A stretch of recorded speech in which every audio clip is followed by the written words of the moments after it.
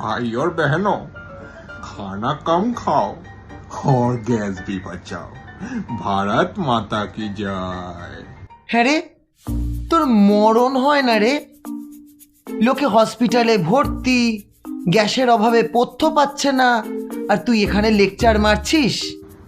हजारों माइल दूर से युद्ध चलेगा और मैं ठंडा घर में बसे लंबा लंबा लेक्चर मारेगा। হ্যাঁ, তা তো মারবি। যত রাজ্যের বজ্জাতগুলো জুটেছে তোর দলে, তাই তো কাজের চেয়ে মুখটা তোর বেশি চলে। ना ना ना ना ना, वोट जब आएगा मैं तभी रोटी मकान देगा। হ্যাঁ, তব তক আমরা উপোস করে মারেগা।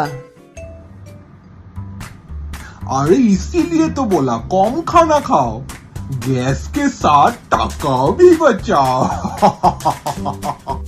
এই, তোর বক্তব্যটা কি? উপোস করে তোকে ভোট দিতে হবে?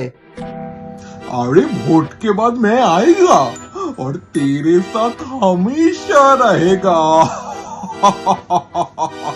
ওরে হতচ্ছাড়া, উপোস করলে তোকে আর কেউ ভোট দিতে যেতে পারবো না, বরং তোকেই কষ্ট করে ভোটার লিস্ট থেকে আমাদের নামগুলো সব বাদ দিতে হবে।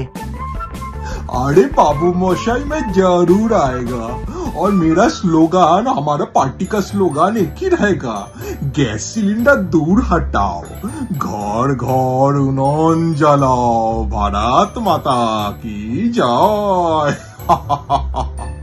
বিশ্বাস কর বুড়ো, এর থেকে তোর কাছে আর কিচ্ছু আমরা এক্সপেক্ট করি না। একদমই তাই। অতিভোগী সুবিধাবাদী যারা নিজেদের ছাড়া অন্যের বোঝে না, তাদের যদি সমাজ চালানোর দায়িত্ব দেওয়া হয় তাহলে পরিকাঠামো এতটা নড়বড়ে তো হবেই। এবার চোখ খুলুন, শুধু নিজের জন্য নয়, এবার থেকে সবার জন্য বাঁচুন।